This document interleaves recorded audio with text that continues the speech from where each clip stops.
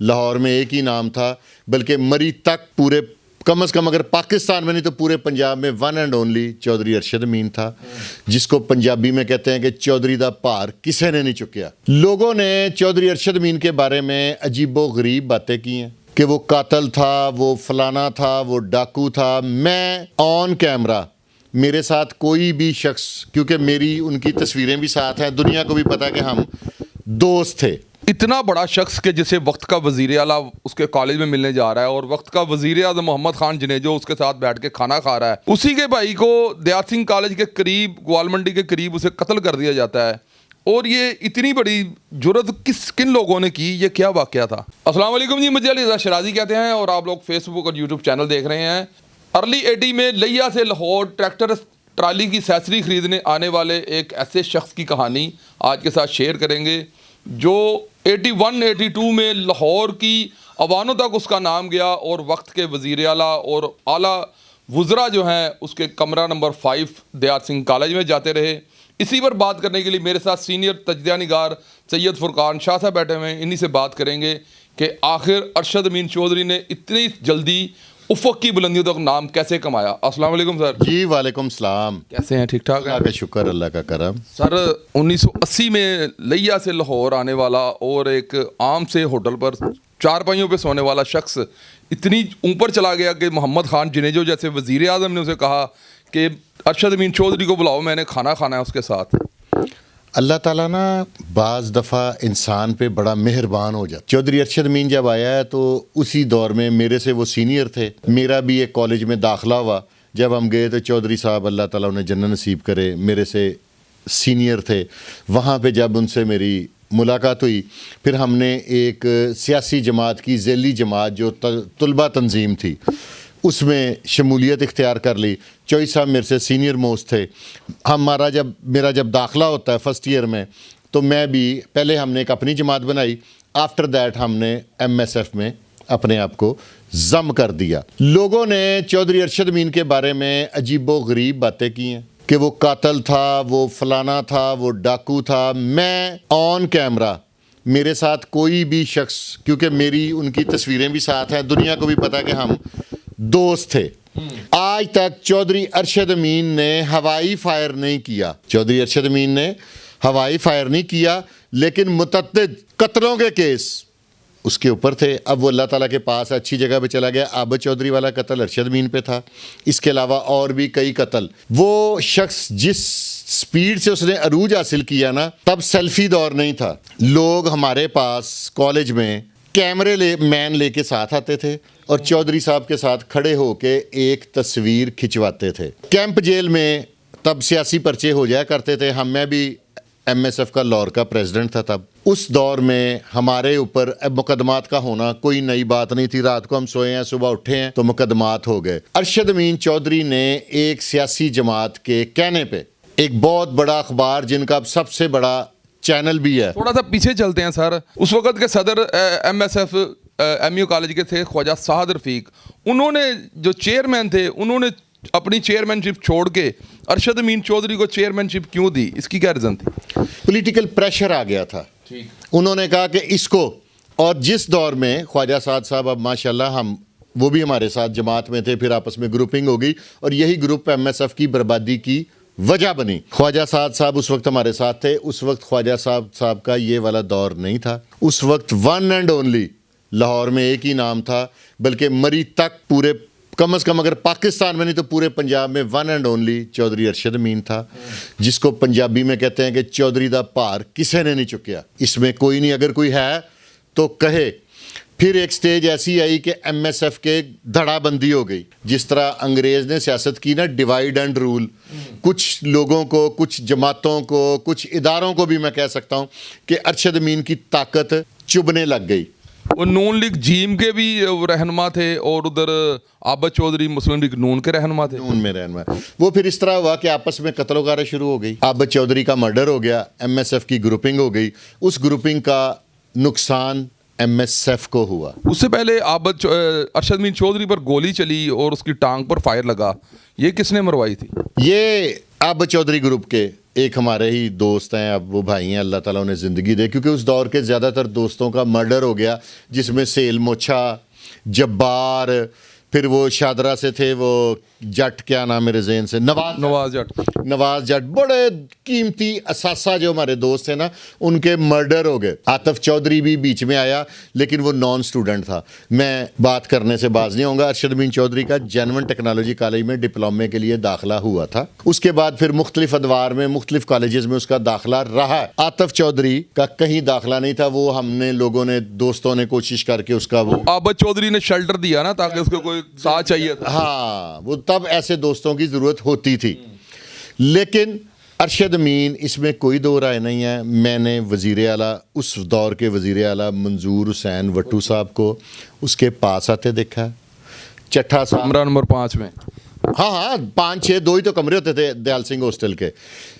फिर मंजूर वट्टू के अलावा मैंने चट्ठा साहब को देखा, रियाज फतेहाना साहब। रियाज फतेहाना साहब तो हमारी तंजीम का हिस्सा थे ना।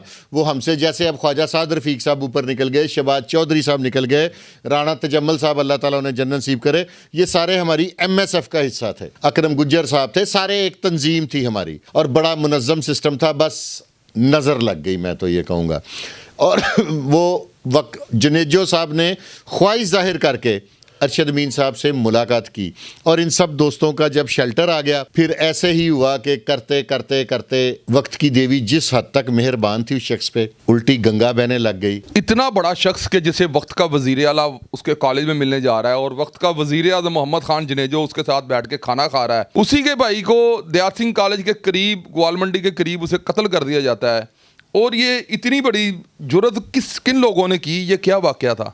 ये आजकल जिनका शोर चल रहा है, तीफी बट, इन लोगों पे इल्ज़ाम था। उसके भाई का कत्ल हुआ उस दौर में जिस दौर में वो उस पे अनलिमिटेड अरूज था, लेकिन वो पार्टी भी मजबूत थी। लुब्बे लबाब चलते आए, वक्त गुजरता गया। फिर वक्त की देवी जो उस पे जिस हद तक मेहरबान थी, उससे कहीं ज्यादा उसके खिलाफ हो गई। और यही अरशद अमीन इसी लाहौर में, जिसको किंग ऑफ लाहौर अगर मैं कहूँ तो मेरी बात गलत नहीं होगी। आप ये बताएं कि जब वो जेल में गया तो उसमें जेल जो सुपरिटेंडेंट थे उनका माहौल, अच्छा, जब वो जेल जाता है तो उस वक़्त अरशद अमीन चौधरी का बड़ा माहौल रहा, या इससे पहले एक गैंगस्टर मदर तिब्बी गुजरा, उसका बड़ा माहौल रहा? मज़र तिब्बी का माहौल और किस्म का था। अच्छा। मज़र तिब्बी अपनी बारक से बाहर नहीं निकलता था। अच्छा। उसको जेल में फिरने का प्रॉब्लम नहीं था। चौधरी अरशद अमीन, इसके बहुत सारे गवाह हैं कि अगर वो ओपन जेल में मोबाइल लेके फिरना नामुमकिन था, तब पाकटेल होते थे, वो फ़ोन पे बातें करते करते जा रहा है। अगर किसी अफसर की, जेल के अफसर की उसे बात नागवार गुजरी तो उसने फौरी तौर पे कहा कि तुम आज से मुअत्तल हो, और वो अफसर उससे अगले लम्हे मुअत्तल हो गया। ये बात फिल्मों में आप लोगों ने देखी होगी, मैंने ये बात अपनी आंखों से देखी। जेल के अंदर उससे बड़ी बसंत किसी ने नहीं मनाई। और आपकी एक नॉलेज के लिए मैं और इजाफा कर दूं कि जेल में बड़े से बड़े टंटे खां की 7 बजे 8 बजे तक गिनती बंद हुई है। अरशद अमीन वाहिद ऐसा शख्स था कि जिसको रात को भी जेल बंद, गिनती बंद, जो लोग जेल को समझते हैं वो मेरी इस बात को समझ जाएंगे कि गिनती बंद होने का मतलब क्या है। उसकी गिनती तक किसी में जुर्रत नहीं कि रात को बंद कर ले। और अगर उसने रात को किसी को मिलने की ख्वाहिश की है और किसी जेल ने उसका वज़न नहीं उठाया, और वो मिला जब एक केस में मैं, मेरे दोस्त साजिद चौधरी और राना इम्तियाज़ साहब के वालिद साहब, चचा जो हैं राना जुल्फ़कार साहब, हम पे कोई झूठा केस बन गया, हम लोग शेखुपुरा जेल चले गए। उन्हीं दिनों चौधरी अरशद अमीन साहब भी हमारे साथ उस केस में पार्टी ने झूठा तौर पे मुलव्वस कर दिया। वज़ीर आला ने हुक्म सादर फरमाया कि उन्होंने कहा जी कि अरशद अमीन चौधरी की कैंप जेल में दुश्मनी लिखवाई गई है, मुखालफत, ठीक है। तो वज़ीर आला साहब की हुक्म, उन्होंने कहा जी कि तकरीबन 10-15 बंदों, 20-25 बंदों ने मुखालफत लिखाई है तहरीरी, ठीक है। तो उस वक्त के CM साहब ने ऑर्डर किए थे कि अगर सारी जेल भी अरशद अमीन की मुखालफत लिखा दे तो पूरी जेल को निकाल दें। फिर वहाँ से 20-25 लोगों का चलान निकला जो शेखुपुरे आए, वहाँ से हम लोग सारे वापस कैंप जेल में आए। और जेल में ऐसा दौर ना इससे पहले मैंने सुना ना उसके बाद अब तक देखा है जो वक्त चौधरी अरशद अमीन ने जेलों में काटा है, हाउस के हर दौर में, और किसी अफसर ने उसका वज़न नहीं उठाया, और जेल में किसी ने उसको जैसे पुलिस रेड करके पकड़ के लेके जाती है ना, वैसे कभी नहीं पकड़ा। उसने खुद अपने ड्राइवर को कहा कि गाड़ी चलाओ और मुझे फ़लाँ अफसर के पास छोड़ाओ। वो जब भी हुआ है खुद पेश हुआ है, उसको कभी रेड करके पुलिस ने नहीं पकड़ा। अगर किसी के जहन में कोई वाक़या है तो बताए, कमेंट बॉक्स में बताए। यहाँ तक भी सुना है कि अगर अरशद अमीन चौधरी चक्कर में घूम रहा होता था तो सुपरिटेंडेंट को असिस्टेंट रोक दिया करते थे कि चक्कर में अरशद अमीन चौधरी बैठा हुआ है, आप थोड़ी देर रुक जाएं। ऐसा हुआ है? कुछ सुपरिटेंडेंट का हुआ था, लेकिन वो भी बाद में अरशद अमीन के दोस्त बन गए थे। वो जब चक्कर में आता था तो उसे खुद जाके फ़ख्र से मिलते थे कि जैसे किसी मिनिस्टर को मिल रहे हैं। यहाँ पे मिनिस्टर भी जेल में आए हैं। जेल का ऐसा वक्त मैंने नहीं देखा ना सुना। तिब्बी का भी एक दौर था, लेकिन तिब्बी जेल में फिरता नहीं था। अगर कोई कहे आ जाए, वो बताए कि मदर तिब्बी इस तरह जेल में खुलेआम नहीं, वो अपने अंदर ही रहता था। सुना है कि उसका पाकटल जो कांस्टेबल ले गए उसके जाता था हवालात में कि ये आपका फ़ोन आ रहा है, फ़ोन सुन लें। एक किसका? तिब्बी का? अरशद अमीन चौधरी। अरशद अमीन का पाकटेल हर दौर में उसके पास रहा है। उसका पाकटेल कभी जेल के अफसरान मंगाते थे कि हमने इंटरनेशनल कॉल करनी है, चौधरी साहब 5 मिनट के लिए मोबाइल मिल सकता है। और ये हमारी आंखों, क्योंकि हम लोग दोस्त थे, हम लोग भाइयों की तरह थे, हम लोग इकट्ठे थे और हमने देखा अपनी आंखों से। और उस वक्त मैं अकेला उसके साथ नहीं था, साजिद चौधरी थे, हम तो उसके दोस्त थे। हमारे अलावा 3600 की गिनती थी जेल में। कोई बंदा, बड़े लोग अभी जिंदा है, आके बता दे कि मैं गलत बात कर रहा हूँ। एक इसका बहुत ही करीबी दोस्त और इसका भाई बना हुआ था आरफ चौधरी, उसकी क्या स्टोरी थी इसके साथ, उसका क्या रिलेशन था? ये मुंह बोले भाई बने हुए थे और उन्होंने अपना भाई बंदी का सबूत ये दिया कि वो इकट्ठे ही मर्डर हुए, कि जिएंगे तो साथ साथ, मरेंगे तो साथ साथ। दोनों एक ही हमले में, एक ही जगह पे, एक ही मौके में फौत हो गए थे। इनके साथ एक पुलिस कांस्टेबल भी शहीद हो गया था। तो ये तो थी अरशद अमीन के अरूज की कहानी। अब इसका जवाल कैसे आया, ये मर्डर कैसे हुआ और ये किस दुश्मनी में किन लोगों के हाथों से कत्ल हुआ, ये भी मेरे नाज़रीन को बताइएगा। इस पे जब बंदे पे अरूज आ जाता है ना, तो वो सबको कीड़े मकोड़े समझने लग पड़ता है। और जो दौर अरशद अमीन पे था, मैंने अपने दौर में देखा है, वो सीएम को ऐसे फ़ोन उठा के बात करता था कि आम बंदा ऐसा उस सीएम के पीए से भी बात नहीं कर सकता। इसी अरूज के जोम में उसको ये हो गया, क्योंकि आतिफ चौधरी का कत्ल हो गया था, उसका अब दुश्मन कोई नहीं रह गया था। उसने ये सोचा कि अब मेरा, सॉरी सर, आतिफ चौधरी को इसी ने मर्डर करवाया और लंडी कोतल से इसी ने मंगवाया खातेदारों के थ्रू। सारी जो सिफारिशात थी वो चौधरी अरशद अमीन ने की थी। तब उसको खासादारों ने गोलियां मार के तो पंजाब लाहौर पुलिस के हवाले किया था। अब ये अपने आप को आज़ाद समझ रहा था चौधरी अरशद अमीन कि अब मेरा कोई इतना ख़तरनाक उस जैसा दुश्मन नहीं है, जैसा नहीं, क्योंकि आमिर भट्ट अलहदा कत्ल हो गया, फिरदौसे वगैरह, यानी कि सारा गैंग तो मारा गया। लेकिन अल्लाह का भी एक कानून है, जब आप समझते हैं कि आपका कोई दुश्मन नहीं। यही तीफी भट्ट के घराने से इसकी दुश्मनी थी, क्योंकि वो कोई अपने भाई की सुलह भी कर रहा था और बयान भी नहीं दे रहा था। सुना पैसे लेता था बार बार और कहता था मेरा होटल बन रहा है और पैसे दें, इस तरह की कोई बात थी? मैंने ऐसी सुनी नहीं, अगर सुनी भी है तो मैं करना नहीं चाहूँगा। वो फौत हो गया। तो इस तरह का कोई बातें हुई जिस पे उसको कत्ल कर दिया गया। और उस दौर में वो कत्ल हुआ है कि जिस दौर में दुनिया को ये लगता था कि अब अरशद अमीन कत्ल हो गया तो अब क़यामत आ जाएगी। और एक बात मैं अपने व्यूवर्स को बताना चाहता हूँ, ताकि जो लोग ये समझते हैं कि हम सदा बादशाह हैं और ये वो बदकिस्मत दोस्त है हमारा अरशद अमीन, जिसकी सुलह, जिसका कत्ल का केस उसके चेहलम तक नहीं चला। और ये बात मैं मुसद्दका कर रहा हूँ। और बस अब बाकी बातें, जैसे जितना बड़ा किसी का नाम होता है उसका बैकग्राउंड उतना ही नरम। और सुना है इसके बाप थे जो वो एक इंजीनियर थे, वो इसका केस का पीछा नहीं कर सके और भाई एक कत्ल हो गया। उसके बाद इसलिए केस का प्रॉपर परसू नहीं हो सका, क्योंकि करीबी दोस्त आरफ चौधरी भी कत्ल हो गया साथ ही। बस कोई बैड लक कह लेना। ये देखें, ये मैसेज उन दोस्तों के लिए है जो ये समझते हैं कि हमारे तल्लकात बहुत ज़्यादा है, हमारा अब कोई कुछ नहीं बिगाड़ सकता। और इसका कत्ल इसके चेलम तक नहीं चला, यानी कि सुलह की बातें और ये वो। और इसका वालिद ने दोबारा इसके भाइयों को लाहौर आने ही नहीं दिया। और लाहौर की یہ ایک نئی بات آپ کو میں بتانے لگا ہوں. لاہور میں اس نے بہت پیسہ کمایا لیکن اس کے گھر تک کوئی پیسہ نہیں گیا. اس کے گھر میں آج بھی وہی حالات ہیں, اسی لیول کا گھر ہے. یہ قبروں کی تصویر بھی میں نے آپ کو دی ہے. ایک چھوٹی سی بات بتائیے گا, اس کی شادی ہوئی, اس کا کوئی بچہ تھا یا کہ یہ ایسے ہی فوت ہو گیا؟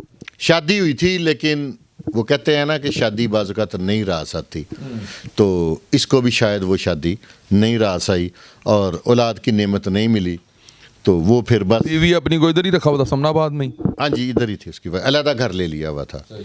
تو لیکن یہ میسیج ہے میرا ان تمام لوگوں کے لیے جو اپنے آپ کو کسی سیاسی وجہ سے, کسی کی پشت پناہی سے بہت زیادہ طاقتور سمجھتے ہیں. عاطف چودھری بھی اپنے آپ کو بہت طاقتور سمجھتا تھا, اس کا بھی قتل ہو گیا, اس کا بھی جسے کہتے ہیں نا ایک پیسے کا مول نہیں پڑا.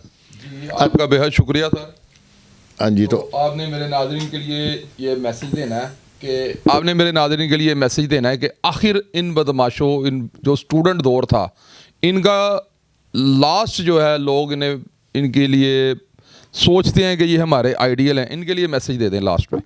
خدا کے لیے یہ بات دہرانا, میں یہ چودھری ارشد امین کے بارے میں بات نہیں کرنا چاہتا. یہ بات دہرانے کا مقصد ہے کہ میرا نیا نوجوان جو اس طرح کے کسی شخص سے سٹوری سن کے متاثر ہو جائے وہ میرے سے رابطہ کریں, میں انجام بتاؤں گا. اس کے بعد یہ تو لیا کا تھا, تو اس وجہ سے اس کا گھر والوں کو اتنی تنگی نہیں ہوئی, نہیں تو جتنے بڑے بڑے ادھر بدماش ہوئے ہیں کسی کے وارث یہاں پہ نظر نہیں آ رہے. یہ لیٹسٹ میں احسن شاہ کے گھر اتنا بڑا تالا لگا ہوا ہے. حنیفے کے بھائی آج تک کسی کو نہیں پتا تینوں کدھر ہیں. 2 مارے گئے ہیں پولیس مقابلے میں اور تینوں کا کسی کو نہیں پتا. اس رستے پہ خدا کے لیے کوئی نہ چلے, کسی سے متاثر نہ ہو. یہ ارشد امین واحد ہے جس نے عروج کے کچھ زیادہ سے زیادہ 5 سال گزار لی ہیں, 1 سال 2 سال 2.5 سال, اس سے اوپر کی زندگی کسی کی نہیں ہے. اور بعد میں آپ کے ان کاموں میں انوالو ہونے کی وجہ سے آپ کی فیملی جب تک زندہ رہتی ہے آپ کو بددعائیں دیتی ہے اور سفر کرتی ہے, اور معاشرے میں آزادی سے آپ کے مرنے کے بعد بھی وہ زندگی نہیں گزار سکیں گے. تو خدا کے لیے سیدھی اور سادی زندگی گزاریں, اس سے بہتر کوئی چیز نہیں ہے.